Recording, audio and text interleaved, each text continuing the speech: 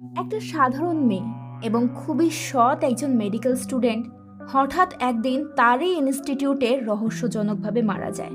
সন্দেহের তীর প্রথমেই বেঁধে এক বখাটের উপর, যে কিনা মেয়েটাকে উত্ত্যক্ত করত। তাকে অ্যারেস্ট করে পুলিশ কেসটা ক্লোজও করে দিচ্ছিল। কিন্তু তখনই গল্পে আসে এক নতুন মোড়, আর সেই সাথে এক নতুন চরিত্র। কেসটা ইনভেস্টিগেশনের দায়িত্ব দেওয়া হয় একজন লেডি অফিসারের উপর। তার ইনভেস্টিগেশনে এমন এমন সব তথ্য বেরিয়ে আসে আর এমন টুইস্ট রিভিল হয় যেগুলো হয়তো কেউ কখনো কল্পনাও করতে পারবে না। কি এমন হয়েছিল মেয়েটার সঙ্গে, আর তার এই মৃত্যুর পেছনে কি রহস্যই বা লুকিয়েছিল? এই সমস্ত প্রশ্নের উত্তর জানবো আমাদের আজকের গল্পে। বলছিলাম সদ্য মুক্তিপ্রাপ্ত একটা অসাধারণ crime suspense thriller series Ajaya special task ফোর্সের কথা, যার প্রত্যেকটা মুহূর্তের সাসপেন্স, মিস্ট্রি আর ব্রুটালিটি দেখে আপনার গায়ে কাঁটা দিয়ে উঠবে। তো চলুন এখন আর কথা না বাড়িয়ে সরাসরি গল্পে চলে যাই। সিরিজের শুরুতেই 26শে আগস্ট সিএম মেডিকেল কলেজে রাত 11টার সিন দেখানো হয়। কলেজের সেকেন্ড ইয়ারের ব্রাইট স্টুডেন্ট দেবপর্ণা রাতের খাবার নিয়ে তার রুমে ফিরছিল। তখন তার মা নীলা তাকে কল করেন। নীলা তাকে জিজ্ঞেস করে যে সে খাবার খেয়েছে কিনা। দেবপর্ণা বলে মাত্রই খাবার এলো। প্রাঞ্জল, মুনতাসির সবাই চলে এসেছে, সবাই একসঙ্গেই খাবার খাবো। নীলা তাকে তার থিসিসের ব্যাপারে জিজ্ঞেস করলে দেবপর্ণা বলে প্রফেসরের সঙ্গে আবার একটা ঝামেলা হয়ে গেছে। 2 বছর ধরে আমি খেটে খুঁটে একটা থিসিস লিখলাম, আর উনি সেটা ওই দালালটাকে দিয়ে দিলেন। নীলা বলে বেশি ঝামেলায় জড়াস না, একটু মানিয়ে গুছিয়ে নে। দেবপর্ণা এরপর তার মাকে রাতে আবার ফোন করার কথা বলে ফোনটা রেখে দেয়। তখন হঠাৎ করেই একটা লোক লাফ দিয়ে দেবপর্ণার সামনে আসে। লোকটার নাম বিজন দত্ত। আশেপাশে এসে ঘুরে বেড়ায়, একদমই বখাটে একটা লোক। তাকে দেখে দেবপর্ণা রেগে জিজ্ঞেস করে আপনি ভেতরে ঢুকলেন কি করে? কি চান আপনি? বিজন বলে যা চাই সেটা কি পাবো? দেবপর্ণা এতে অনেক রেগে যায় আর আশেপাশের লোক ডাকতে শুরু করে। এরপর সিন এখানেই কাট হয়ে যায়। পরের সিনে আমরা এসিপি দামিনীকে দেখতে পাই। আগের একটা মিশনে তার টিমের একজন এফিশিয়েন্ট অফিসার শ্রীজাতাকে তার সামনেই মাথায় গুলি করে খুন করা হয়েছিল। এই দৃশ্যটা আজও সে ভোলেনি। প্রায় দামিনী ঘুমের মধ্যে এই দৃশ্য দেখে লাফিয়ে উঠত। তবে তার হাজবেন্ড দীপায়ন তাকে অনেক সাহস দেয় আর এনকারেজ করে। তো পরদিন সকালে আমরা দেবপর্ণার বিভৎস লাশ দেখতে পাই। তার সারা শরীরে অনেক আঁচড়ের দাগ, তার 2 পায়ের মাঝখানে অনেকটা গ্যাপ ছিল। মনে হচ্ছে কেউ যেন তার পা ছিঁড়ে আলাদা করার চেষ্টা করেছে। ম্যাট্রেসেও ছিল প্রচুর রক্ত। দেবপর্ণার লাশ লাল কম্বল দিয়ে ঢাকা ছিল। সকালবেলা কলেজ থেকে দেবপর্ণার বাবাকে কল করে দেবপর্ণার মৃত্যুর ঘটনাটা জানানো হয়। এটা শুনে তো তার বাবা মা প্রায় পাগল হয়ে যায়। তারা ছুটে দেবপর্ণার কলেজে যায় তাকে দেখতে। কিন্তু সেখানে ডিসি সেন্ট্রাল অফিসার প্রিয়াঙ্কা দেবপর্ণার বাবা মাকে বলে যে দেবপর্ণা সুইসাইড করেছে। এটা শুনে সুরঞ্জন আর নীলা একেবারে থমকে যায়। প্রিয়াঙ্কা এরপর তাদেরকে ক্রাইম সিনে নিয়ে যায়, কিন্তু তাদেরকে ভেতরে ঢুকতেই দেওয়া হয় না।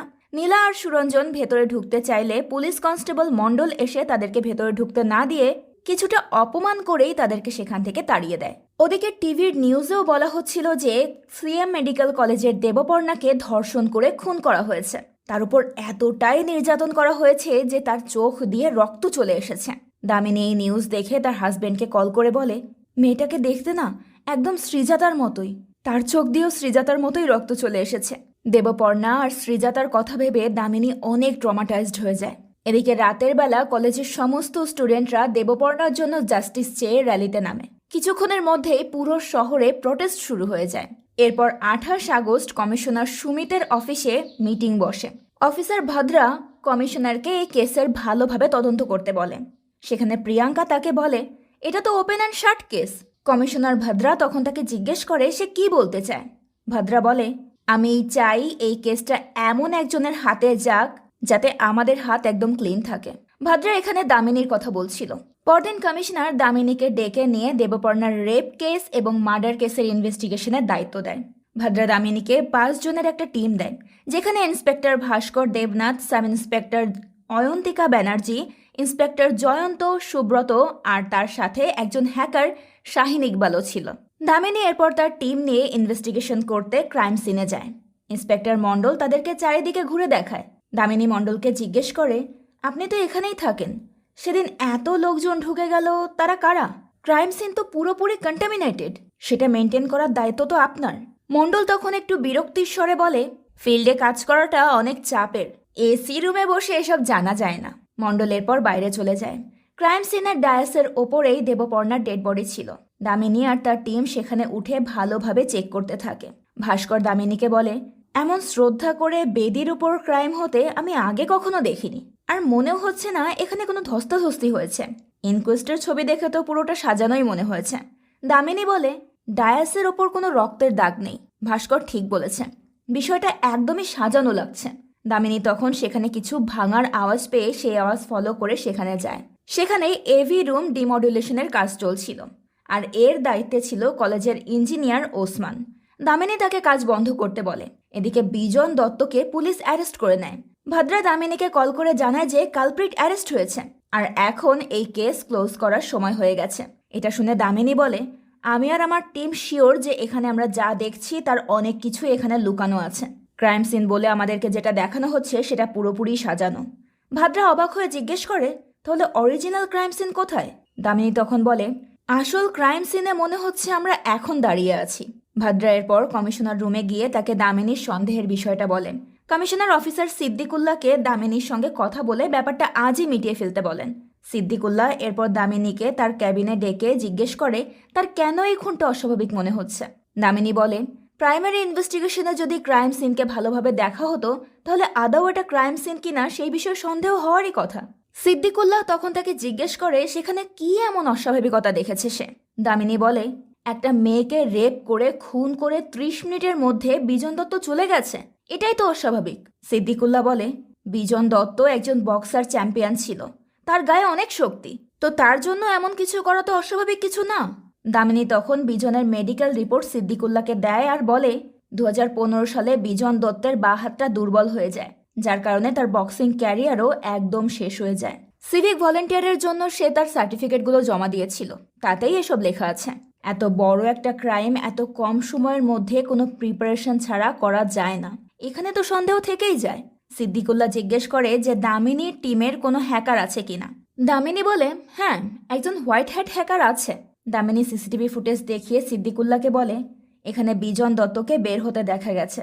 কলেজের লিডার কমলাক্ষ এখানে বিজন দত্তকে আইডেন্টিফাই করেছে, যার কারণে বিজনকেই অ্যারেস্ট করা হয়েছে। তবে বিজন দত্তের নামে এই কেস আগে কখনো আসেনি। তাহলে কি এই ছেলেকে কেউ বিজন দত্তকে স্পেশালি আইডেন্টিফাই করতে বলে দিয়েছিল? সেদিন সিসিটিভিতে প্রায় 52 জনকে দেখা গেছে, তাহলে বিজনকেই কেন আইডেন্টিফাই করা হলো? সিদ্দিকুল্লাহ বলে, কারণ সে একজন আউটসাইডার।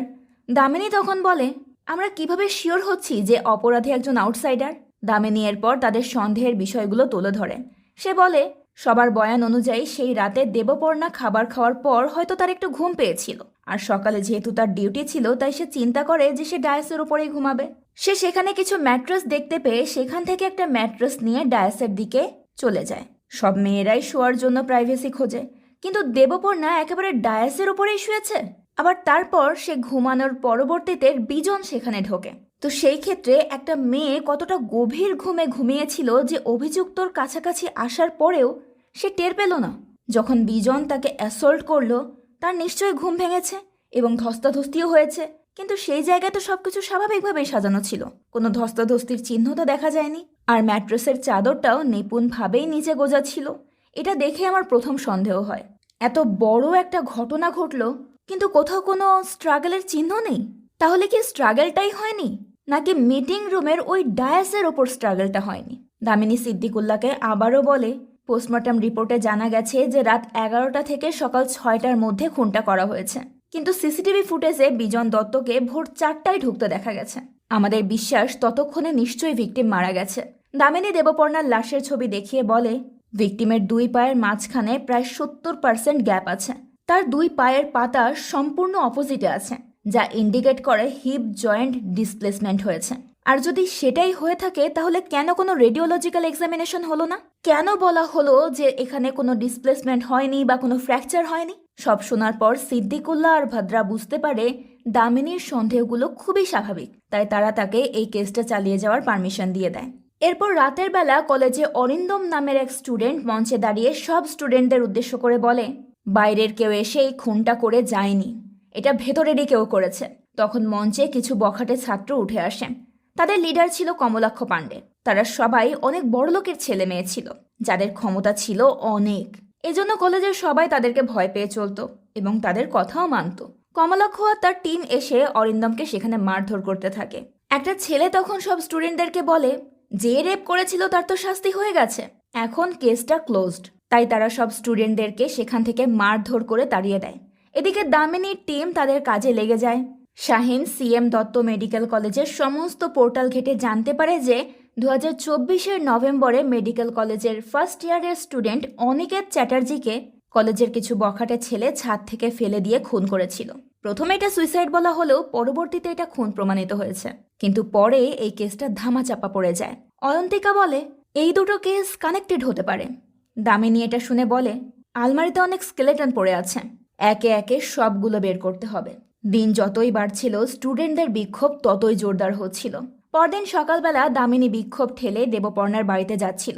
তখনই শাহিন তাকে কল করে বলে, বিজন দত্তের 26 আগস্ট থেকে 27 আগস্ট ভোর পর্যন্ত সমস্ত মুভমেন্ট ট্রেস করা হয়েছে, কিন্তু হসপিটালের সব সিসিটিভি ফুটেজ আমি পাচ্ছি না।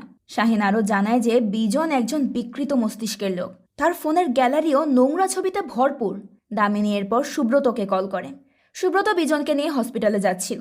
দামিনী তাকে সাবধান করে বলে, কালপ্রিট জেনে গেছে যে আমরা বিজন দত্তকে আসল অপরাধী মনে করছি না, তাই তারা স্ট্রাইক করতে পারে। দামিনী এরপর দেবপর্ণার বাড়িতে গিয়ে তার বাবা মাকে জিজ্ঞেস করে, আপনাদের সকাল 10টায় বিষয়টা জানানো হলো, কিন্তু ঘটনাটা ঘটেছে আগের রাতে, আপনারা কি এতটা দেরি করার কারণ জানতে চাননি? নীলা বলে, কাকে জিজ্ঞেস করব, কে উত্তর দেবে? একজন অফিসার বলেছে আমার মেয়ে নাকি সুইসাইড করেছে। সুরঞ্জন তখন অফিসার প্রিয়াঙ্কার নাম বলে দেয়। সুরঞ্জন বলে, আমরা 2 ঘন্টা অপেক্ষা করেছি, তারা আমাদের ভেতরে পর্যন্ত ঢুকতে দেয়নি। নীলা বলে, আমার মেয়েটা ওই অবস্থায় পড়েছিল, রক্তে ভেসে যাচ্ছে, আর ওরা সবাই মিলে তার ভিডিও করছিল। এসব বলতে বলতে নীলা কান্নায় ভেঙে পড়ে। দামিনী তাকে পানি দিয়ে শান্ত করে। সুরঞ্জন দামিনীকে জিজ্ঞেস করে যে সে তার মেয়েকে জাস্টিস দিতে পারবে কিনা। দামিনী তাকে আশ্বাস দেয় যে সে এই কেসের শেষ দেখেই ছাড়বে। দামিনী এরপর তাদেরকে ওই দিন কি কি তারা দেখেছিল সব খুলে বলতে বলে। নীলা তখন তাদের মেয়ের বীভৎস লাশের বর্ণনা দিতে গিয়ে কান্নায় ভেঙে পড়ে। দামিনী এরপর দেবপর্ণার ডিসর্টেশন পেপারের ব্যাপারে জিজ্ঞেস করলে সুরঞ্জন বলে, অতীন ঘোষ সব দিক থেকে আমার মেয়ের জীবনটা শেষ করে দিচ্ছিল। এখানে আমরা জানতে পারি একবার দেবপর্ণা একটা পেশেন্টকে ভুল ওষুধ দিয়েছিল, যার কারণে পেশেন্ট মারা গিয়েছিল। দেবপর্ণা তখন অতীন ঘোষের আন্ডারে ছিল, আর অতীন ঘোষই তাকে ওষুধটা সাজেস্ট করেছিল। দেবপর্ণা তাকে ওই ওষুধের প্রতিক্রিয়া নিয়ে সাবধান করলেও অতীন তার কথা শোনেনি। পরে পেশেন্ট মারা গেলে দেবপর্ণার ওপরে প্রচুর প্রেশার আসে। অতীনও পুরো দোষটাই দেবপর্ণার ঘাড়ে চাপিয়ে দেয়। শুধু তাই নয়, এর জন্য তার রেজিস্ট্রেশন বাতিল করার হুমকিও দেয়। কিন্তু সেই দিন প্রিন্সিপাল আর মঞ্জুরি তাকে বাঁচিয়ে নিয়েছিল। সব শুনে দামিনী বলে, অতীন চেয়েছিল তার রেজিস্ট্রেশন বাতিল হোক, কিন্তু সেটা করতে না পেরে ডিসর্টেশন পেপারটা অন্য কাউকে দিয়ে দিল। বুঝলাম, কিন্তু সে কে যাকে দেবপর্ণা আপনাদের সঙ্গে কথা বলার সময় দালাল বলেছিল? দেবপর্ণার বাবা মা জানায় তারা সেটা জানে না। এদিকে ভাস্কর কলেজের ইঞ্জিনিয়ার ওসমানের কাছে গিয়ে তাকে থ্রেট দিয়ে ওই এভি রুম ডিমডুলেশনের অর্ডারের কাগজটা এনে দিতে বলে। ওদিকে মেডিকেল কলেজের ডিন অফ স্টুডেন্ট মঞ্জুরি মঞ্চে উঠে সব স্টুডেন্টদেরকে বিক্ষোভের এনকারেজ করছিল। সেই ভিড়ের মাঝে অয়ন্তিকা আর জয়ন্তও ছিল। কিছুক্ষণ পর সেখানে প্রিন্সিপাল শতদীপ আসে। মিডিয়ার লোকেরা তাকে জিজ্ঞেস করে, এভি রুম ডিমডুলেশন নিয়ে প্রশ্ন উঠছে, হঠাৎ এই সময় এভি রুম ডিমডুলেশনের অর্ডার কে দিল? শতদীপ বলে, অর্ডার তো আমি দিয়েছি 6 মাস আগে, তবে সেটা এখন কেন হচ্ছে আর কার অর্ডারে হচ্ছে সেটা আমি জানি না। জয়ন্ত আর অয়ন্তিকা তখনই দামিনীকে কল করে বিষয়টা জানিয়ে দেয়, যেটা শুনে দামিনী অনেক অবাক হয়। দামিনী ভাস্করকে কল করতে বলে। এদিকে উসমান কোনোভাবে ভাস্করকে ডিমোডুলেশনের পেপারটা চুরি করে এনে দেয়। ঠিক সেই মুহূর্তে অয়ন্তিকা ভাস্করকে কল করলে সে তার কলটা কেটে দেয়। এরপর দামিনী দেবপর্ণার বাবা মায়ের মাধ্যমে দেবপর্ণার ফিয়ন্সে অরিন্দমের কথা জানতে পারে। এটা সেই অরিন্দম যে কিনা সেদিন মঞ্চে মার খেয়েছিল। তো দামিনী এরপর অরিন্দমের সাথে একটা ক্যাফেতে গিয়ে দেখা করে। এই ক্যাফেতে অরিন্দম আর দেবপর্ণা প্রায় সময় কাটাতো। দামিনী অরিন্দমকে দেবপর্ণার ডিসর্টেশন পেপারের ব্যাপারে জিজ্ঞেস করলে অরিন্দম বলে ওর সাবজেক্ট ছিল people with generic cardiac disorder. সে 2 বছর খেটে এটার উপর একটা থিসিস বানিয়েছিল, কিন্তু অতীন ঘোষ হুট করে তাকে অন্য একটা সাবজেক্টের উপর থিসিস বানাতে বলে। দামিনী বলে, সেটা সে মেনে নিল? অরিন্দম বলে, ওকে বলা হয়েছিল যে থিসিস রেডি না করতে পারলে ফাইনালে সে বসতে পারবে না। এটা নিয়ে ও অনেক আপসেট থাকতো। যেদিন ওর সাথে এসব ঘটল ওই রাত 11টায় ও আমাকে কল করে হঠাৎ 4.5 লাখ টাকা অ্যারেঞ্জ করতে বলেছিল। দামিনী এর কারণ জিজ্ঞেস করলে অরিন্দম জানায় সেই ব্যাপারে কিছুই জানে না। রাতের বেলায় দামিনী, জয়ন্ত আর অয়ন্তিকা তাদের এই কেসটা নিয়ে ডিসকাস করছিল। সেখানে শাহিন দামিনীকে একটা ইনফরমেশন দেয় যে দেবপর্ণা 6 মাস আগে একটা ঝামেলায় জড়িয়েছিল। ভক্তি পাষাণ নামের এক দিনমজুর সিএম মেডিকেল কলেজে ভর্তি হয়, কিন্তু পরে সে হার্ট অ্যাটাকে মারা যায়। সে অতীন ঘোষের আন্ডারেই ভর্তি হয়েছিল, তার মানে সে দেবপর্ণার আন্ডারেও ছিল, যার লাশ হঠাৎ গায়েব হয়ে গেছে। তাদের এসব কথার মাঝেই ভাস্কর সেখানে ওই অর্ডার পেপারটা নিয়ে আসে। দামিনী তাকে জানায় যে প্রিন্সিপাল বলেছে সে এই অর্ডারটা মার্চ মাসে দিয়েছিল, কিন্তু এখন কার অর্ডারে কাজ শুরু হয়েছে সেটা সে জানে না। ভাস্কর তখন কাগজটা দেখিয়ে বলে, এখানে তো 28 আগস্ট এই অর্ডারে প্রিন্সিপালের সাইন রয়েছে। এটা দেখে তারা সবাই বুঝতে পারে যে প্রিন্সিপাল মিডিয়াতে মিথ্যে কথা বলেছে। এবার তাদের সবার সন্দেহ চলে যায় ভাস্কর প্রিন্সিপালকে কাস্টডিতে নিতে চাইলে দামিনী তাকে বোঝায় এই কেসের পেছনে অনেক বড় বড় লোক রয়েছে, প্রিন্সিপালকে কাস্টডিতে নেওয়া এত সহজ নয়, একটা স্ট্রং প্রুফ লাগবে। ভাস্কর বলে, সেটাও পেয়ে যাবেন, আমার লোক অলরেডি লেগে গেছে, আমরা খুব তাড়াতাড়ি জানতে পারবো এভি রুমের মালপত্র কোথায় সরানো হয়েছে।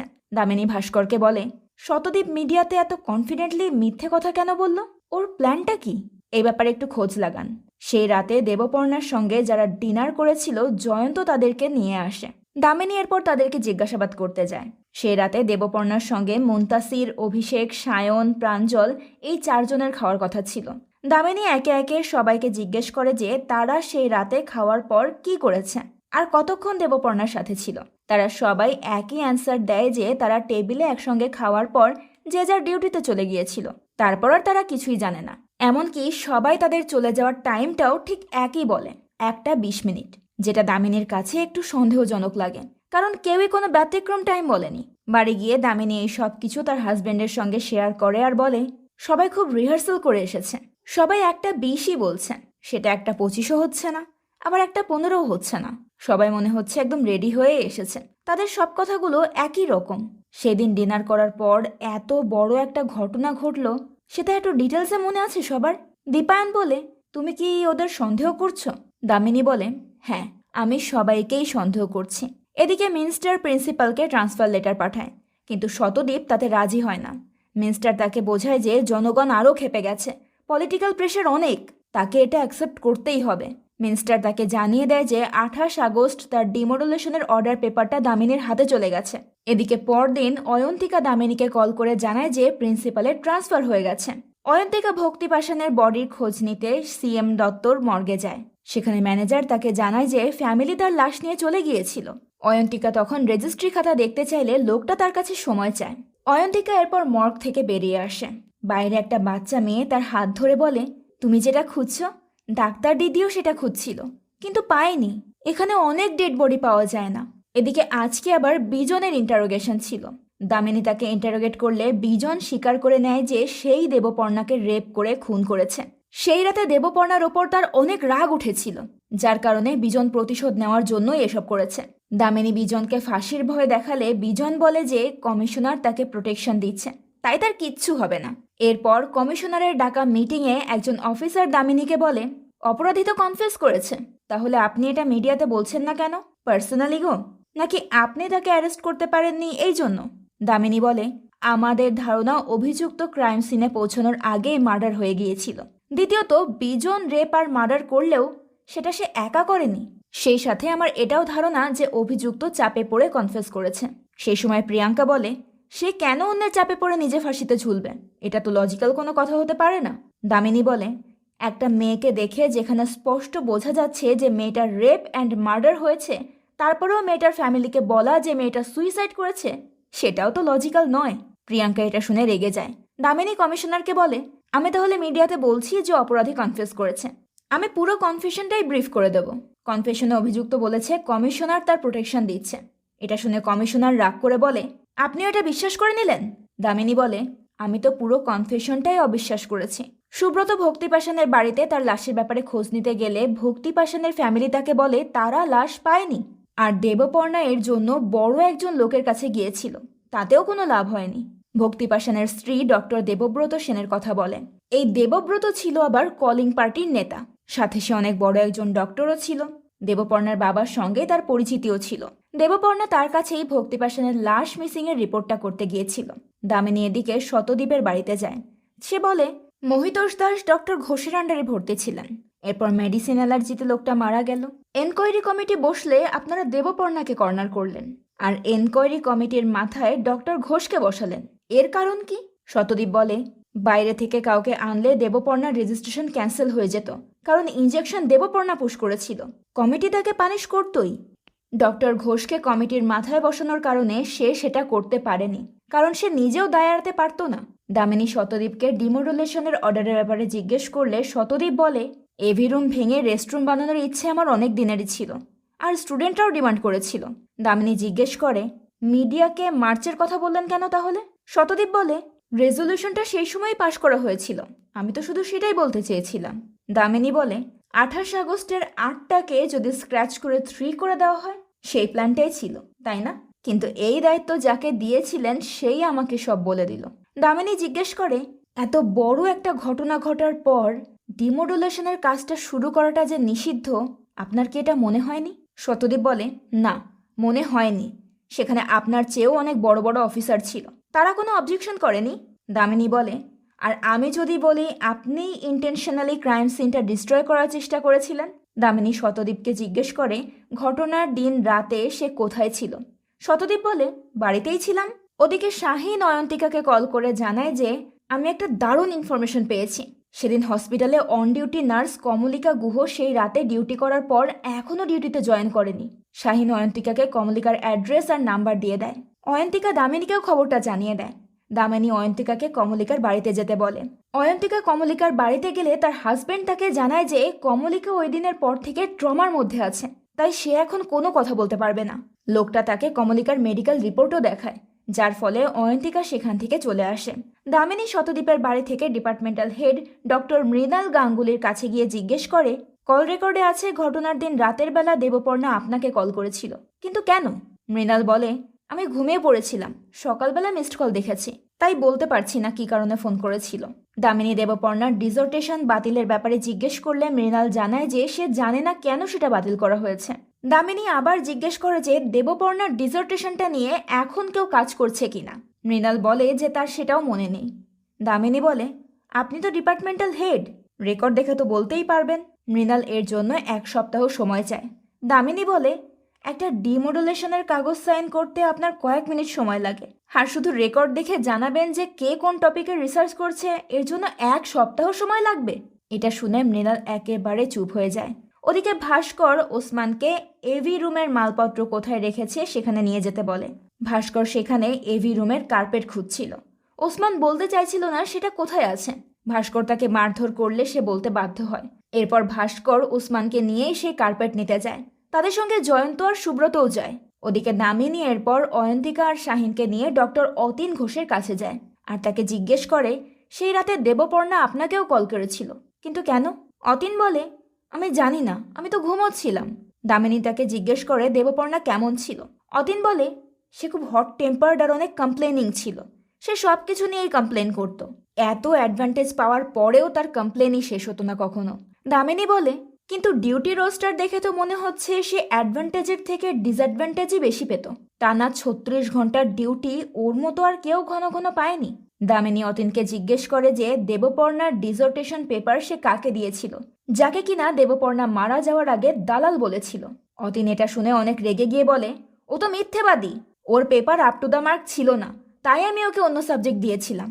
অতীন দামিনীকে জরুরি কাজের অজুহাত দিয়ে চলে যেতে চায়। তখন শাহিন অতীনকে জিজ্ঞেস করে দেবপর্ণার রিসার্চ পেপার জালি করে আপনি যাকে দিয়েছেন সেও কি মেয়ে? আপনারা দুজন কি কোনোভাবে সিচুয়েশনশিপে আছেন? না মানে আপনি আর ওই দালাল মেয়েটা কি কোনোভাবে খুব ক্লোজ রিলেশন শেয়ার করেন? অতীন এই কথা শুনে প্রচণ্ড রেগে গিয়ে বলেই ফেলে মধুচন্দা আমার স্টুডেন্ট। শাহিন এরপর তাকে মধুচন্দার সারনেম জিজ্ঞেস করে। বুদ্ধি করে মধুচন্দার নাম বের করে আনার জন্য শাহিনের ওপর দামিনী আর অয়ন্তিকা দুজনেই অনেক ইমপ্রেস হয়ে যায়। এদিকে রাতের বেলা ভাস্কর ওই কার্পেট নিয়ে আসে। সেখানে দামিনী আর তার পুরো টিম ছিল এবং সেখানে আর সেই মুহূর্তেই তারা ফরেন্সিক টিম নিয়ে ওই কার্পেটে লুমিনাল টেস্ট করে রক্তের দাগ খুঁজতে থাকে, কিন্তু কার্পেটে তারা কোনো রক্তের দাগ খুঁজে পায় না। বেচারা ভাস্কর এতে অনেক হতাশ হয়ে পড়ে, কিন্তু দামিনী তাকে এনকারেজ করে। পরদিন দামিনী দেবপর্ণার পোস্টমর্টম ডক্টর মৃন্ময় দাশগুপ্তর কাছে গিয়ে তাকে জিজ্ঞেস করে, মার্ডারের অটোপসি করতে 6-7 ঘন্টা সময় লাগে, তাহলে সে 1 ঘন্টায় কিভাবে অটোপসি করলো? মৃন্ময় বলে, বডি আসার 2 ঘন্টা পর বডি রিলিজ করা হয়েছে। দামিনী অটোপসির পারমিশন লেটার দেখিয়ে বলে, বডি এসেছে 6:30টায় আর পারমিশন দেওয়া হয়েছে 7:20 বডি ওপেন করার পর স্টিচ করলে কতটা সময় বাকি থাকে? এত শর্টকাটে কিভাবে কাজ করলেন? মৃন্ময় বলে, দেখুন, পোস্টমর্টমে কোনো সমস্যা ছিল না। দামিনী তাকে জিজ্ঞেস করে যে রেডিওলজিক্যাল ইনভেস্টিগেশন হয়েছে কিনা।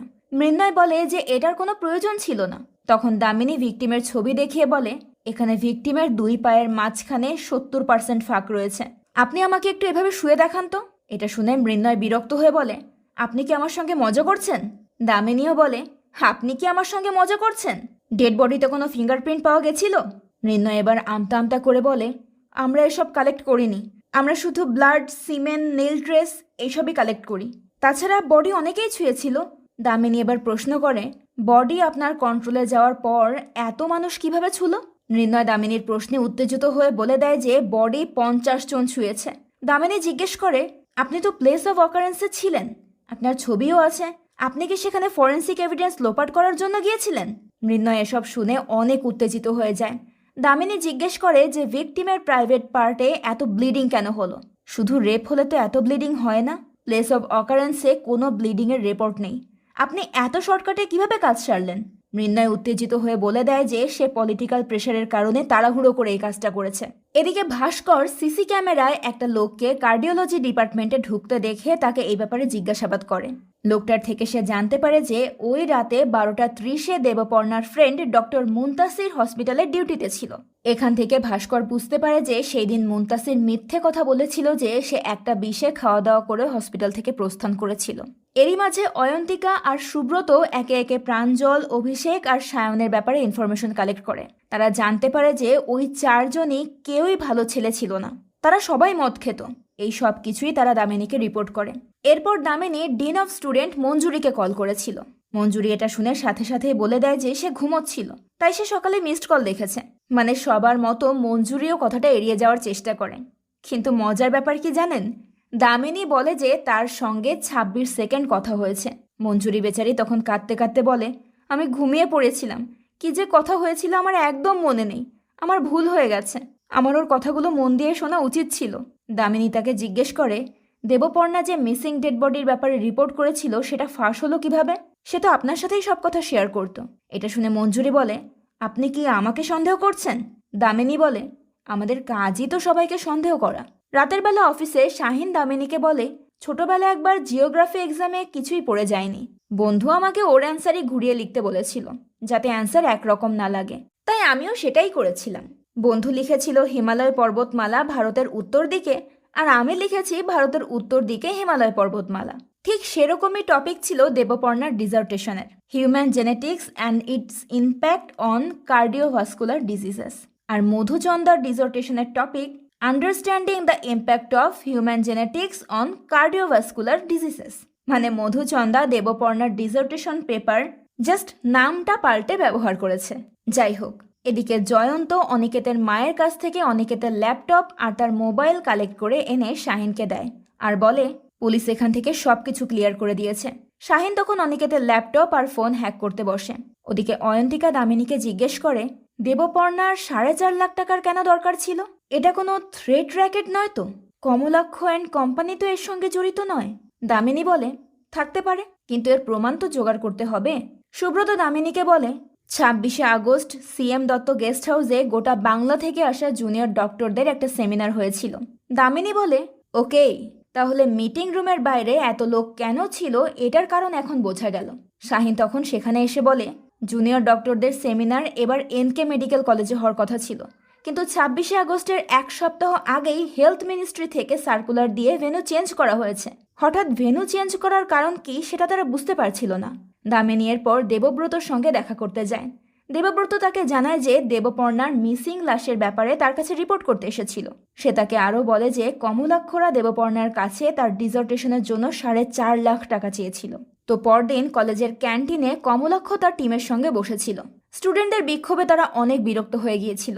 সেখানে কমলাক্ষ বলে, আজ বাইরে থেকে কিছু ছেলে ঢুকবে, এই সবকটা প্রোটেস্টারকে মেরে প্যাকেট করে বাড়ি পাঠাবো আজ।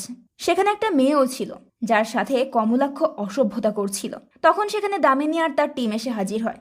দামিনী এসে ওই মেয়েটাকে বলে, যা করতে ইচ্ছে করছে করে ফেলো, পুলিশ তোমার সাথে আছে। মেয়েটা তখন চরম ঘৃণায় কমলাক্ষের মুখে থুতু দিয়ে দেয়। এরপর দামিনী কমলাক্ষ আর তার টিমের সব ছেলে মেয়েদেরকে ধরে নিয়ে যায়। দামিনীর টিমের সবাই আলাদা আলাদা করে একে একে সবাইকে জিজ্ঞাসাবাদ করতে শুরু করে। সুব্রত একটা ছেলের মুখে আঁচড়ের দাগ খেয়াল করে তাকে এই ব্যাপারে জিজ্ঞেস করলে ছেলেটা বলে যে বিড়াল তাকে আঁচড় দিয়েছে। সুব্রত এরপর আরেকজন ছেলেকে তার শার্ট খুলতে বলে। ছেলেটা শার্ট খুললে সুব্রত তার বাহুতে কামড়ের দাগ দেখতে পায়। ছেলেটা তখন জানায় যে তাকে কুকুর কামড়েছে। এদিকে অয়ন্তিকা কমলাক্ষের টিমের একটা মেয়েকে জিজ্ঞাসাবাদ করে। সে জিজ্ঞেস করে 26শে আগস্ট সেমিনারে কত গ্লাস মদ খেয়েছিলে? মেয়েটা বলে, আমি তো ড্রিঙ্ক করি না, তবে মধুচন্দা সেদিন অনেক ড্রিঙ্ক করেছিল।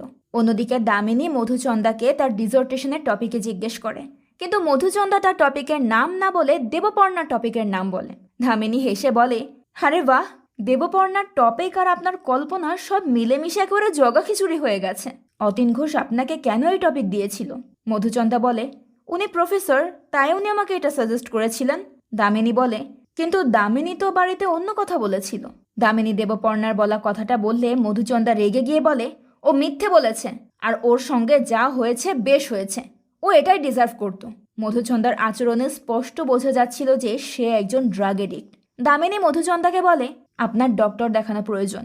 একটা মেয়ের পেপার চুরি করেছেন, তার উপর আবার যা হয়েছে বলছেন ঠিক হয়েছে?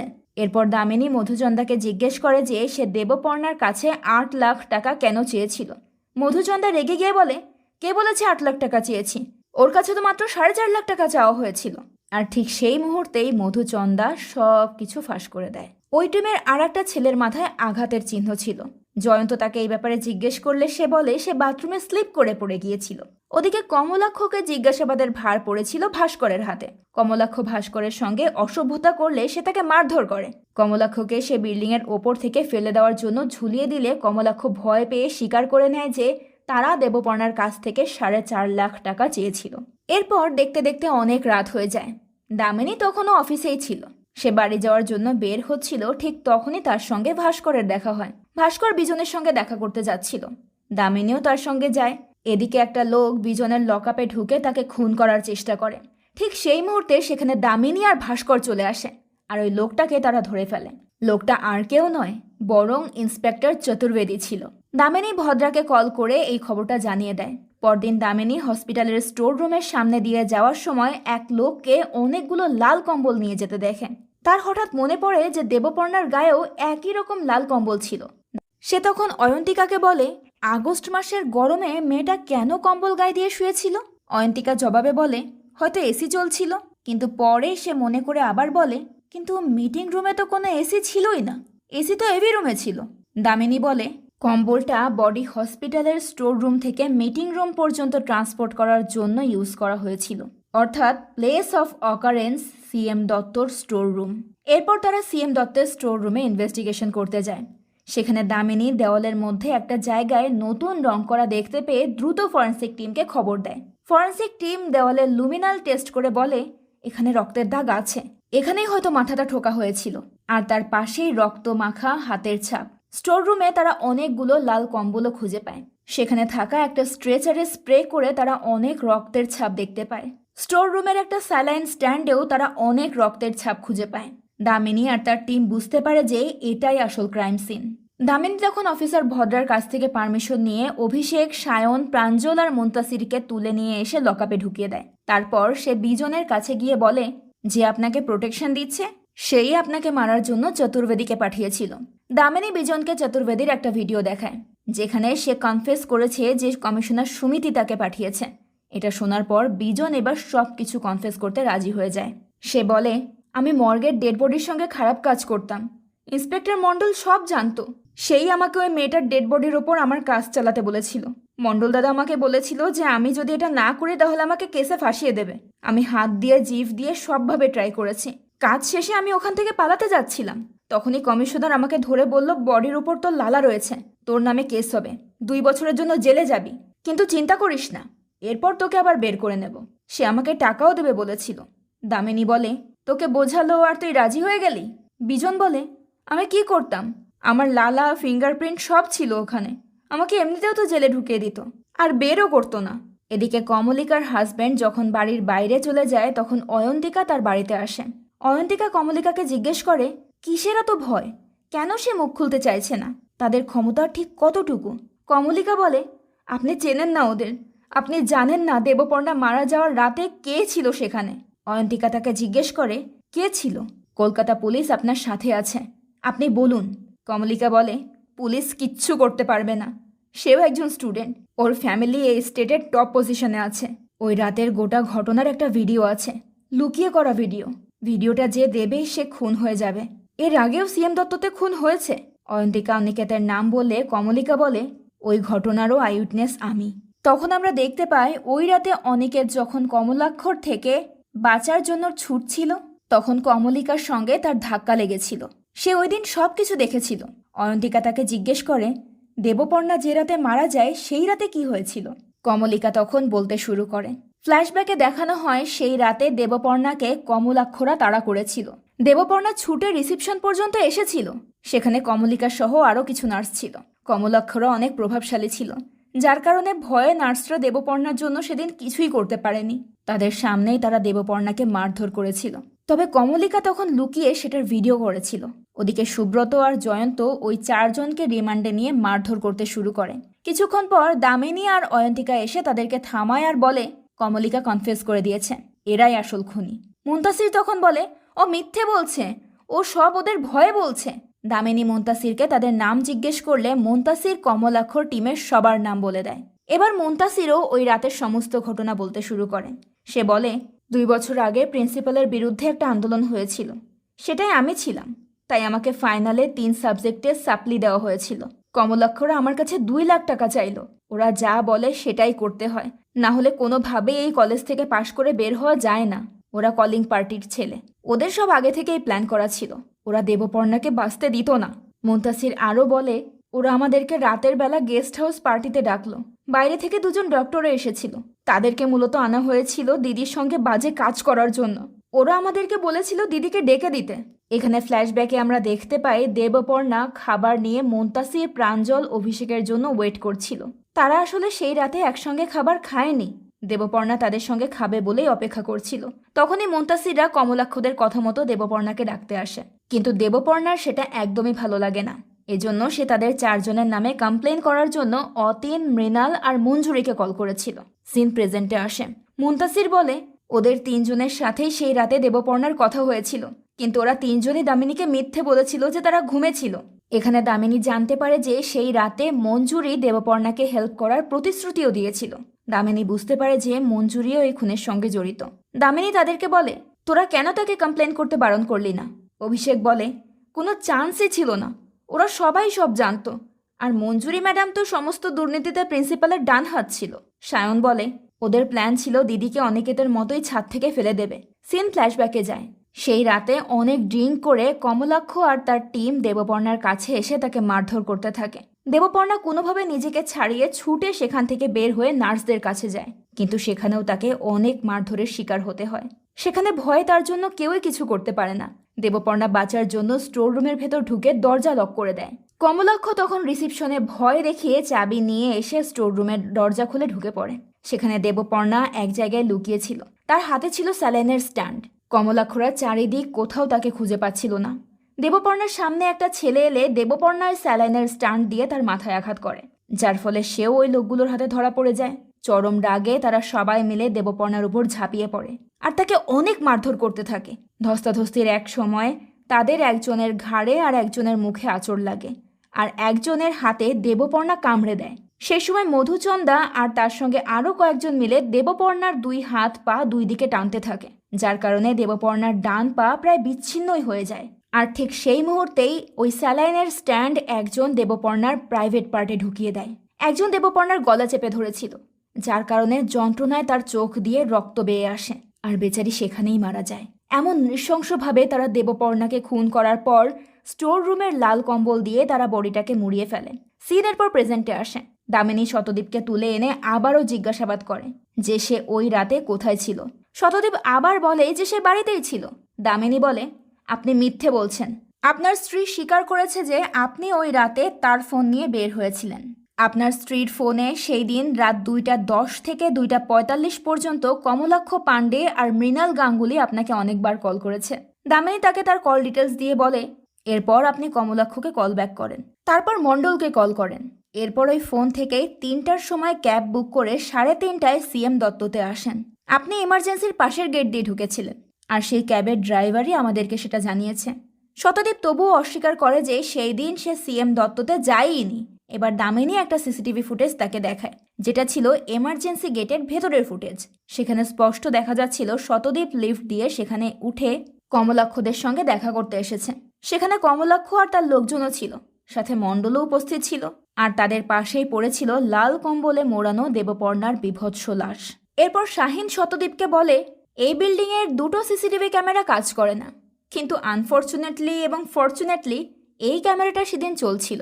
পরে সব ফুটেজ ডিলিট করা হলেও ডিজিটাল ট্রেসেস তো থেকেই যায়। ফুটেজ দেখার পর শতদীপ এবার স্বীকার করতে বাধ্য হয়। শতদীপই এই খুনকে রেপ অ্যান্ড মার্ডার কেসে রূপান্তর করার পরামর্শ দিয়েছিল, যার জন্য মণ্ডল বিজনকে ইউজ করেছিল। দেবপর্ণা ছিল একজন প্রতিবাদী মেয়ে, যে কোনো অন্যায় দেখলেই কমপ্লেন করত, যার কারণে কলেজের বড় বড় কর্মকর্তা আর পলিটিশিয়ানদের অনেক অসুবিধা হচ্ছিল, তাদের চেয়ার পর্যন্ত কেঁপে উঠছিল। আর তাই মিনিস্টার মৃন্ময়কে দেবপর্ণাকে চুপ করানোর দায়িত্ব দিয়েছিল। তাকে চুপ করানোর জন্যই একে একে কলেজের সমস্ত শক্তিবর্গ মিলে দেবপর্ণাকে নৃশংসভাবে খুন করে। পরদিন দামিনী অ্যারেস্ট ওয়ারেন্ট নিয়ে কমলাক্ষ সহ তার পুরো টিমের সবাইকে গ্রেফতার করে এবং কমিশনার অফিসে গিয়ে অফিসার ভদ্রার কাছে কেস ক্লোজ করে ফাইল জমা দেয় আর বলে, police department, health department, administrative department 3জন মিলে একেবারে হাতে ধরাধরি করে 3 ভাইয়ের মতো ক্রাইম করে গেল। কাকে ছেড়ে কার নাম বলবো?